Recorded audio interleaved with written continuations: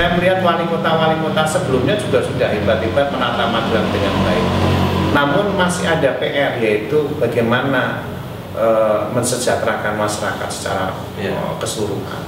Nah, di Magelang ini sampah ternyata.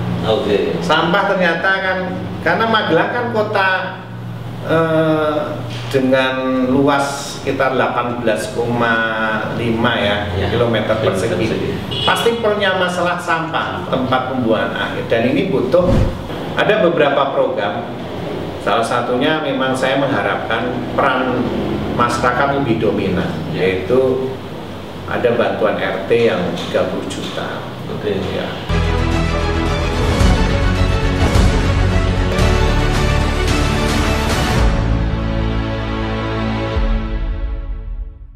Assalamualaikum warahmatullahi wabarakatuh. Salam sejahtera bagi kita semua. Selamat pagi menuju siang. Ini kelihatan sudah bersiang. Bersama saya Asep F. Amani dari Kedu TV, tentunya semangat berkarya dan inovatif dalam program Talkshow menuju Pilkada tahun 2020. Kesempatan kali ini saya kembali ke studio mini yang ada di Magelang, yang ada di kantor Suara Merdeka Magelang, bersama narasumber kita, salah satu bakal calon dalam pilkada yang ada di Kota Magelang tahun 2020, yaitu Bapak Dr. Haji Muhammad Nur Aziz SPPD KGH. Nah, ini beliau sudah ada di sini, sudah hadir di studio kita. Terima kasih Pak Aziz sudah menyambangi studio kita. Selamat pagi. Selamat pagi. Assalamualaikum warahmatullahi wabarakatuh. Sehat ya Pak? Sehat, alhamdulillah. Masih terus jalan ini? Jalan terus. Mendekati waktu pendaftaran tanggal 4 sampai 6 September, kita bisa berbincang-bincang ini Pak Aziz, tentang pilkada, tentang Pak Aziz sendiri keseharian itu. Mungkin diawali ini Pak, ini kesibukannya apa ini Pak belakangan ini, boleh cerita? Ya, karena saya orang Magelang asli, namun sudah beberapa tahun di luar, sehingga saya hari-hari ini menyapa atau mengenalkan diri pada warga Magelang, Kota Magelang, di mana tentunya saya masih belum dikenal oleh beliau-beliaunya, tapi alhamdulillah sambutannya cukup baik warga Magelang, karena memang saya dari SD, SMP, SMA memang di Magelang.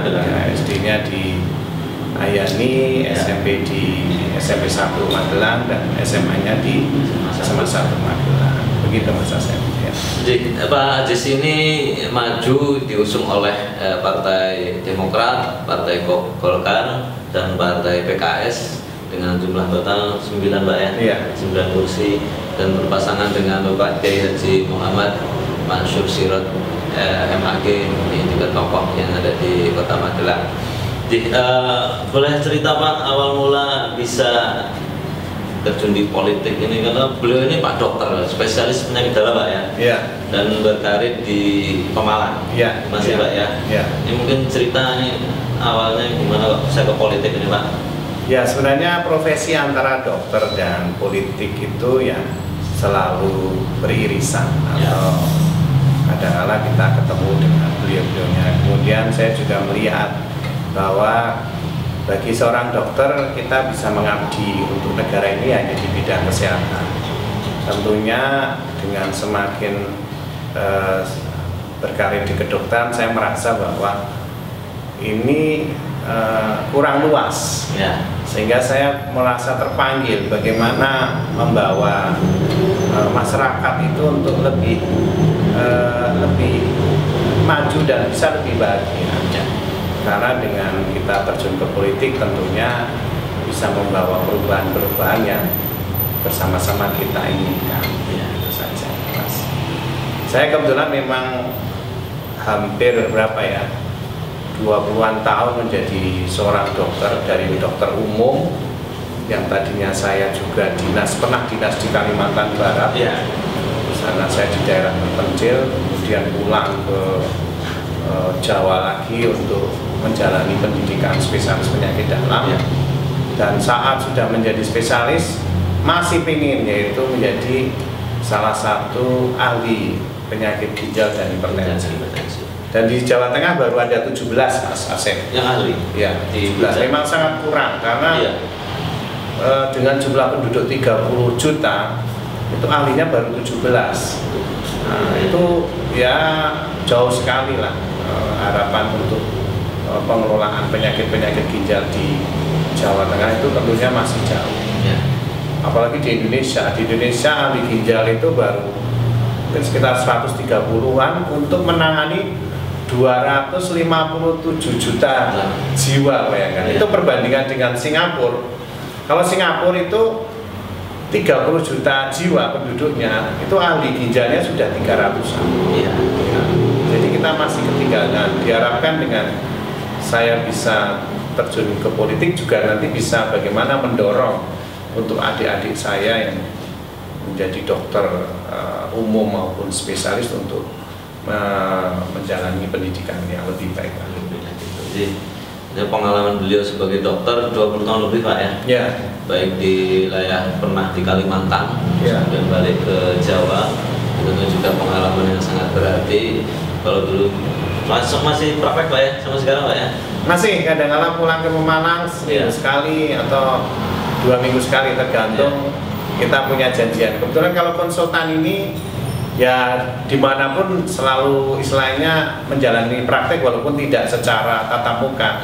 Bisa saja lewat telepon, kemudian bisa saja lewat daring juga bisa. Itu Mas Asep.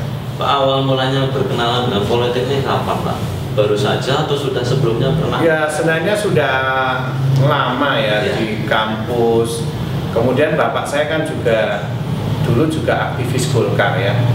Kebetulan kan bapak saya seorang abri pensiunan tentara. Dan kalau tentara kan dulu biasanya kan masuk Golkar.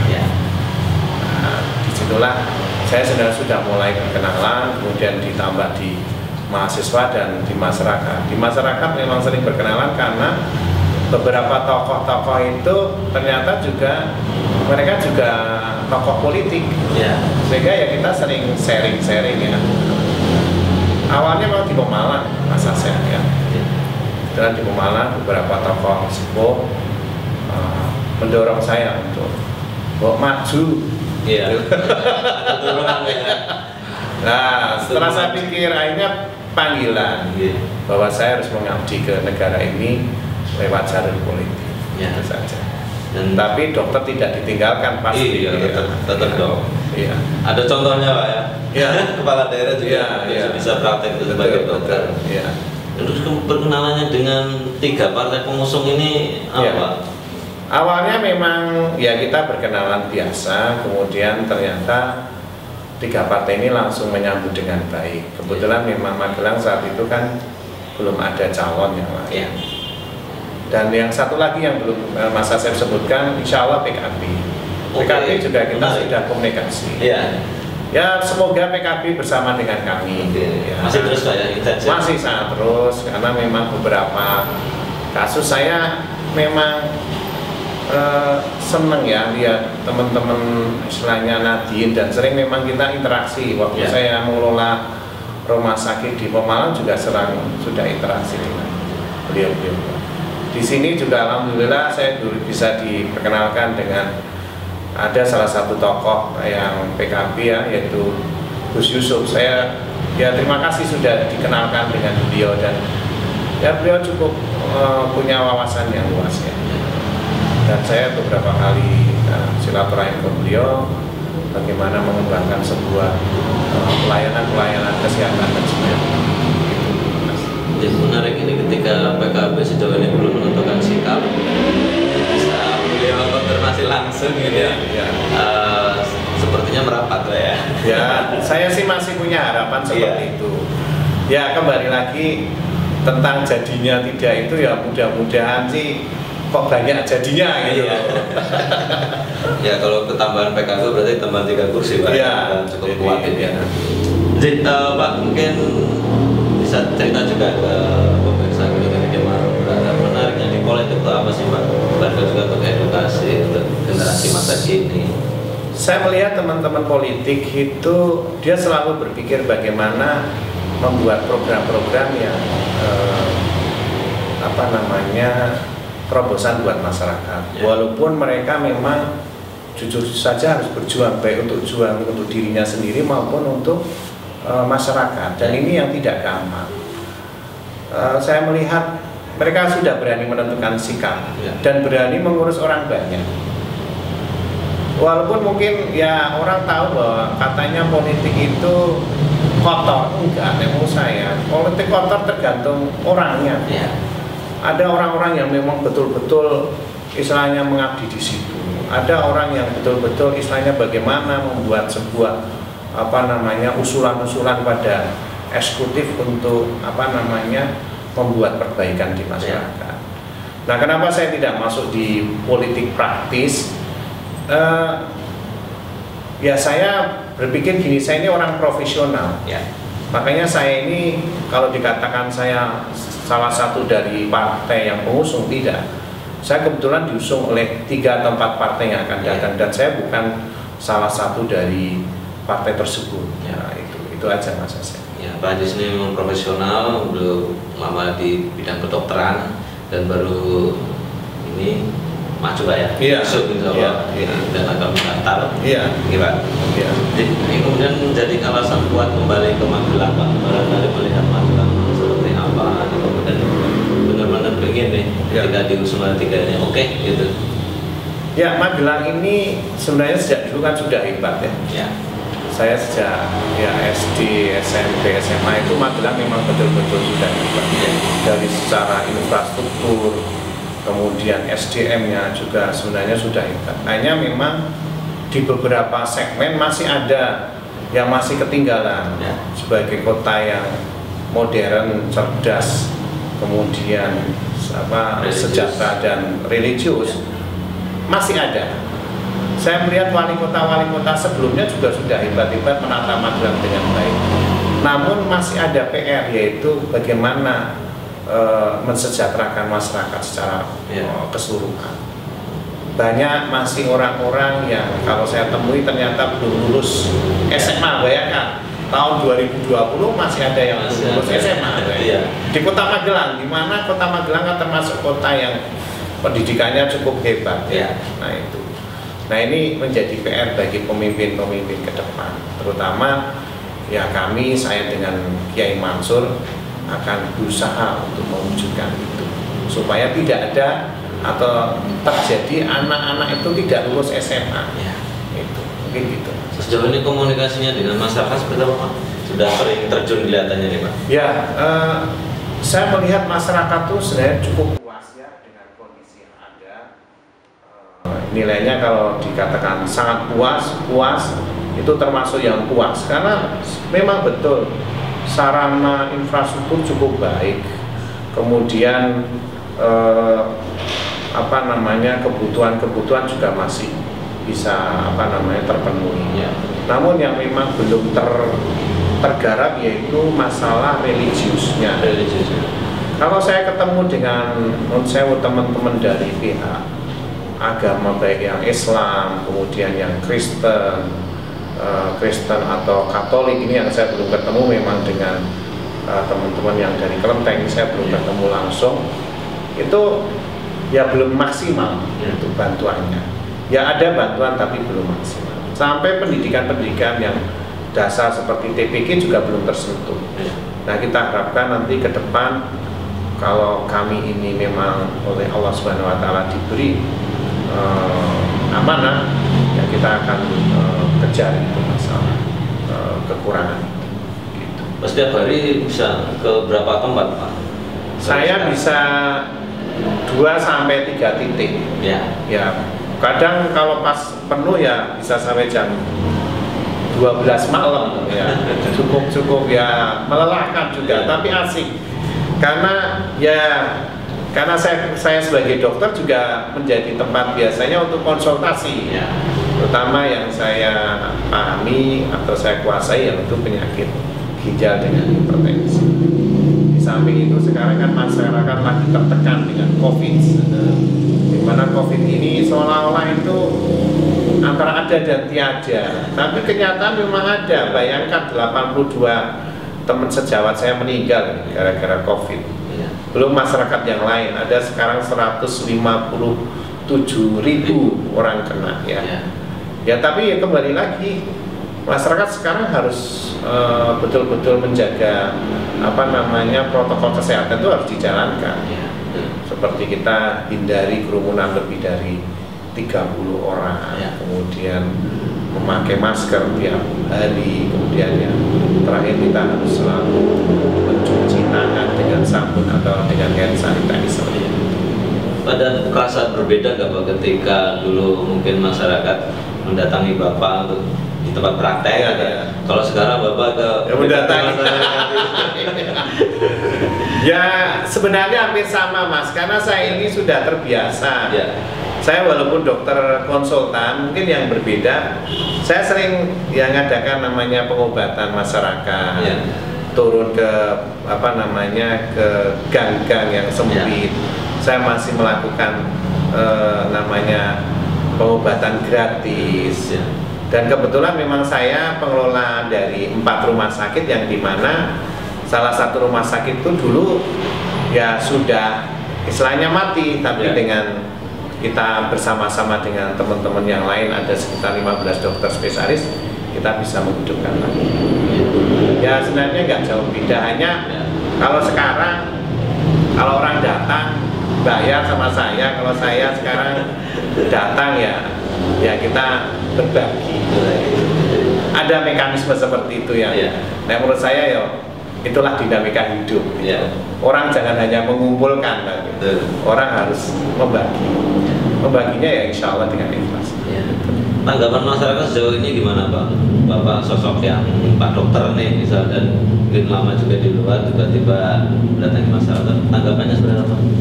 Ya ada beberapa tanggapan yang menarik. Lu ngapain sih sudah jadi dokter mapan, kenapa kembali? Ya itulah salah satu, kalau alasan saya adalah salah satu kepedulian di mana saya harus istilahnya membagi perhatian untuk masyarakat. Yang dimana kalau untuk diri sendiri sih sudah alhamdulillah sudah, saya merasa sudah cukup.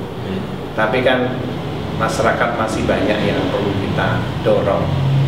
Nah, dengan saya terjun di politik ini, mudah-mudahan saya bisa akan membantu bagaimana memecahkan atau kan memberikan solusi tentang kasus-kasus yang ada di masyarakat. Apa yang menarik perhatian Bapak ketika terjun ke masyarakat, dan feedback juga dari masyarakat, apa yang ditemukan yang paling menarik Pak? Satu masalah di Magelang ini sampah ternyata. Oke. Sampah ternyata kan, karena Magelang kan kota dengan luas sekitar 18,5 ya, kilometer persegi. Pasti punya masalah sampah, tempat pembuangan akhir, dan ini butuh pengelolaan yang integral. Ya. Yang sebenarnya sudah dicoba oleh pemimpin sebelumnya, yaitu dengan adanya TPS tempat pembuangan sampah di tiap kelurahan. Namun itu juga masih belum cukup untuk pengelolaan yang lebih mungkin dengan teknologi tinggi, dan itu juga membutuhkan kerjasama dengan pihak yang lain, pihak ketiga. Karena sampah ke depan pasti akan menjadi beban kita, apalagi kita tidak menggunakan teknologi yang tinggi. Contoh sampah plastik, saya kemarin sempat mendatangi salah satu TPS. Pengelolaan sampah plastik ini masih jadi kendala. Ya, karena kita belum di TPS itu belum disediakan alat untuk mengelola. Padahal kalau itu bisa dikelola, itu kan menambah income dari pengelola dan masyarakat sekitarnya. Gitu. Kalau di bidang kesehatan apa Pak? Kesehatan kalau saya lihat cukup baik ya.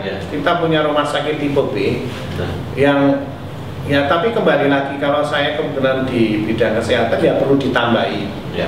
Jadi kita punya harapan rumah sakit kita yang megah itu menjadi rujukan dari seluruh Kedu, dari Wonosobo, dari Temanggung, dari Purworejo, kemudian juga dari tetangga sebelah ada Salatiga, ada kalau Kebumen terlalu jauh ya. Jadi kita nggak perlu ke Jogja. Nah itu kita harus penuhi. Salah satunya adalah pendidikan dokter konsultan. Kebetulan memang ya konsultan ini belum banyak. Misalnya contoh dokter bedah onkologi, ya mungkin Magelang sudah ada tapi di RST ya. Atau di GST alhamdulillah mungkin sudah ada tapi belum, istilahnya belum maksimal. Atau spesialis-spesialis konsultan yang lain ya. Saya dengar Opjin sudah ada ya. Kemudian penyakit dalam belum di RSU-nya, tapi di rumah sakit jiwa sudah ada, di rumah sakit RSUD sudah ada. Nah, sebaiknya konsultan-konsultan itu juga mempunyai praktek di rumah sakit tidak itu umum itu, sehingga masyarakat juga akan istilahnya terpenuhi seperti istilahnya pelayanan di rumah sakit yang lengkap. Jadi orang datang itu sudah istilahnya dari mulai UGD sampai ke subspesialis itu sudah ada. Kita harapkan seperti itu. Kemudian yang kedua adalah saya punya harapan antar jemput sakit antar sehat ya. Itu juga menjadi tantangan buat kita ke depan. Saya punya harapan bahwa mudah-mudahan petugas medis kita bisa kita upayakan untuk ikut bersama-sama tadi dengan catatan bahwa sudah ada pemetaan di mana ya. Tenaga medis yang akan istilahnya membantu masyarakat. Terus yang ketiga yaitu tentang puskesmas. Ya. Kita akan semakin dorong supaya puskesmas ini memang dengan pelayanan yang paripurna. Apalagi dengan COVID seperti ini, itu bagaimana pendeteksian, kemudian bagaimana kita punya tempat-tempat isolasi yang memang standar. Karena kita tahu bahwa gelombang kedua COVID ini cukup memprihatinkan. Tadinya daerah sudah hijau sekarang jadi merah lagi. Ya, gitu maksud saya. Ini barangkali yang nanti akan Bapak suguhkan ke masyarakat ketika nanti memimpin Kota Magelang ya. Tahun depan ya, apabila terpilih nanti Pak ya. Tentu juga punya misi-misi yang lain Pak, program-program yang lain apa yang perlu diperhatikan Pak? Saya sih ingin membawa Magelang yaitu maju dalam segala bidang, kemudian sehat, baik sehat rohani maupun jasmani. Kebetulan pasangan saya kan seorang kiai, mudah-mudahan bisa mengisi sehat rohani, kemudian juga bahagia. Bahagia ini kan kalau orang nggak sehat kan angel bahagia. Nah ini kita harapkan bahagia. Ada beberapa program, salah satunya memang saya mengharapkan peran masyarakat lebih dominan, yaitu ada bantuan RT yang 30 juta. Ya. Dimana nanti diharapkan dengan musyawarah RT akan mampu menentukan program-program apa yang masing-masing RT pasti punya persoalan sendiri-sendiri ya. Dan itulah yang kita harapkan nanti ada namanya pembangunan yang dari bottom up bukan top down ya. Nah, partisipasi dari masyarakat ini yang kita harapkan. Dan sebenarnya yang kemarin sudah cukup baik, hanya mungkin kita butuh menambahi atau menyempurnakan. Dana stimulan Mbak ya? Oh iya, RT ya? Per RT 30 juta per tahun ya. Oke. Siap. Ini menarik sekali program-programnya. Kita tunggu nanti program-program selanjutnya yang tentu sangat banyak sudah disusun beliau. Iya, iya. Oke. Pak melihat pertarungan politik di Magelang ini masih sangat dinamis. Mungkin juga bisa dibilang masih adem ayem. Kalau Bapak melihat seperti apa Pak politik di Magelang Pak? Politik di Magelang termasuk santun ya. Santun. Orangnya santun, orangnya tidak saling menjelekkan. Kemudian juga sampai hari ini juga belum tahu siapa yang akan menjadi kompetitor. Ya. Dan saya pikir dalam berpolitik tidak ada namanya lawan kawan, tapi ini adalah teman. Bagaimana kita istilahnya berlomba-lomba untuk menarik masyarakat dengan program yang ada. Dan saya harapkan kalau nanti setelah selesai, ya kita selesai, tidak ada namanya wah kamu gak dukung saya jadi kamu lawan saya selamanya, gak ada. Kalau saya secara pribadi, orang yang tidak mendukung pun kalau sudah selesai, ya. Tidak ada namanya wah kamu kok gak dukung saya ya kemarin, terus saya gak akan bangun daerah Anda, wah ya kan gak keren ya. Kalau saya sudah selesai, harus kembali lagi seperti sedia kala bahwa kita adalah warga Kota Magelang yang utuh. Yang utuh, yang dimana semua elemen saling bersama-sama untuk membangun untuk istilahnya mendukung, dan pemerintah yang baru juga akan mendorong pembangunan. Tidak, oh daerah sana daerah nggak mendukung saya tidak bantu. Daerah sana mendukung saya bantu banyak, enggak. Tapi kita mencoba, yuk kita setelah selesai ya sudah. Dan tidak ada namanya musuhan, enggak ada. Sama-sama membangun. Ya sama-sama, karena kompetisi ini yang buat saya, ya inilah cara bagaimana mencari simpati dari masyarakat dengan program-program yang ada. Dan ya saya harapkan Magelang sebagai kota yang santun dengan kota yang sudah istilahnya budaya yang luar biasa. Sejak saya kecil memang budaya orang Magelang kan sudah santun. Dan memang saya harapkan ya kita egaliter lah, tidak terlalu namanya pimpinan itu ya bagaimana ngomong, begitu aja, dan bagaimana merangkul semua. Boleh dibocorin dikit Mas strateginya apa ini Pak?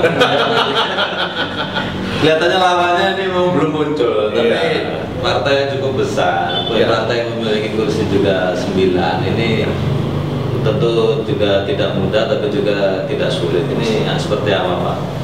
Ya kalau saya melihat, kebetulan ya gini Mas Asep, saya ini sebenarnya dulu di Pemalang sudah diajak untuk menjadi wakil dari PDIP. Oke. Sudah diajak. Tapi karena ada sesuatu, akhirnya nggak jadi. Kebetulan ya pasti dalam deal-deal tertentu belum tercapai. Tapi saya sudah masuk, diajak oleh salah satu petinggi partai, ketua partai untuk mendampingi beliau. Dan saya rasa tidak masalah.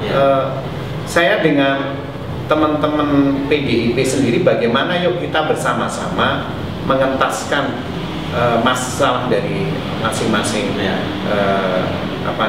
konstituen dari mereka. Dan yang kedua juga PDIP sendiri kalau memang ada tokoh atau pemimpin yang baik, kenapa tidak gitu loh. Kita kan sekarang ini kompetisinya bagaimana menghadirkan pemimpin yang memang punya kapasitas, punya kepedulian yang tinggi, dan dia memang bisa diterima oleh istilahnya warganya. Dan saya punya harapan memang pemimpin yang merakyat lah.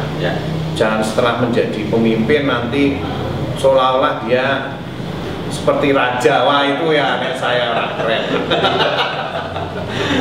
Tidak seperti kerajaan dulu. Zamannya sudah demokrasi, zamannya sudah serba ya siapapun bisa berpendapat. Betul. Ya, ini menarik menunggu lawannya beliau ini siapa nanti akan keluar. Kelihatannya alot juga ini Partai Merah untuk mengeluarkan rekomendasi. Tapi optimismenya gimana Pak untuk dalam pilkada di Kota Magelang? Saya sangat optimis, apalagi dengan kami bersama-sama dengan partai. Alhamdulillah kita sudah kompak. Kita sudah hampir 2 bulan ini yang kita kerjasama, belum juga dengan komponen-komponen masyarakat yang lain. Kita alhamdulillah sudah mulai menyatu. Dan memang berbeda partai di Magelang ini sangat-sangat membantu dan sangat bersemangat. Dan saya yakin ya karena semuanya karena Allah, mudah-mudahan kami pasangan Aman ini bisa memenangkan kompetisi di Magelang, Kota Magelang. Dan ya kita memang masih melihat kok sebelah sana kok belum ada yang diumumkan, tapi ya kami tidak masalah siapapun, dan yang sana juga orang-orang juga yang hebat. PDI dalam hal ini partai yang sangat mengakar. Kami juga waktu di Pemalang juga melihat PDI-nya juga luar biasa. Ini satu lagi Pak, ini saya ingin tahu tanggapan Bapak tentang pariwisata Pak. Karena di Magelang juga sangat berdekatan, Kota Magelang sangat berdekatan dengan adanya Candi Borobudur yang menjadi sekarang kawasan strategis pariwisata nasional, dan pengembangannya ke depan juga akan di-push betul sama pemerintah pusat. Barangkali apa punya gambaran apa untuk mengembangkan Magelang dari sisi pariwisata? Ya, saya melihat ya dulu andalan kita kan salah satunya adalah Kiai Langgeng. Kiai Langgeng pun masih bisa dioptimalkan dengan menambah wahana-wahana yang ada. Juga butuh kerjasama dari pihak-pihak swasta, di mana pariwisata ini jangan dimonopoli oleh pemerintah, tapi swasta harus kita kembangkan. Misalnya, kalau memang pemerintah tidak bisa menambah wahana, bisa saja swasta-swasta di sekitar Kiai Langgeng itu bisa menambah. Dan itu malah pemerintah tidak mengeluarkan biaya untuk membangun, tapi malah swasta yang mengeluarkan, dan itu harapannya akan menarik dari pihak-pihak luar, terutama daerah sekitar. Yang saya lihat bahwa wahana harus ditambah karena zaman selalu berubah, dan ikonnya juga harus dibuat lagi. Karena kalau kita ini nggak punya sisi yang berbeda dengan kota-kota lain, orang mau datang ke Magelang juga suka. Apalagi ini sekarang, wah ini dunia pariwisata kegencet betul dengan COVID ini. Orang nggak bisa hadir, orang nggak bisa menikmati, apalagi ekonominya lagi drop, dan orang pasti juga akan datang ke pariwisata juga berpikir-pikir. Saya masih punya harapan di 2021 nanti mulai mungkin berkembang lagi, dan itu butuh tambahan wahana-wahana baru. Kemudian juga mungkin ini kita juga lagi mencoba mendata wisata-wisata di daerah istilahnya kelurahan ataupun di kecamatan tertentu yang akan kita coba kembangkan. Nah, mudah-mudahan nanti kita akan ketemu seperti ada di daerah tertentu itu sungainya diisi dengan macam-macam ikan hias, itu kan akhirnya juga bisa menjadi wisata bagi orang lain. Mungkin itu. Ya, menarik sekali untuk pengembangan Magelang ke depan, khususnya untuk menyambut adanya kawasan strategis pariwisata nasional dengan Magelang utamanya Candi Borobudur. Ya, kita tunggu program beliau realisasinya kalau nanti terpilih menjadi wali kota Magelang untuk periode 5 tahun ke depan. Jadi nggak terasa Pak, ini waktu sudah agak panjang kita berbincangnya. Saya rasa cukup, dan terima kasih atas waktunya di tengah kesibukan beliau Pak Dr. Aziz. Safari politiknya ini sudah berkunjung ke studio Kedu TV. Terima kasih waktunya.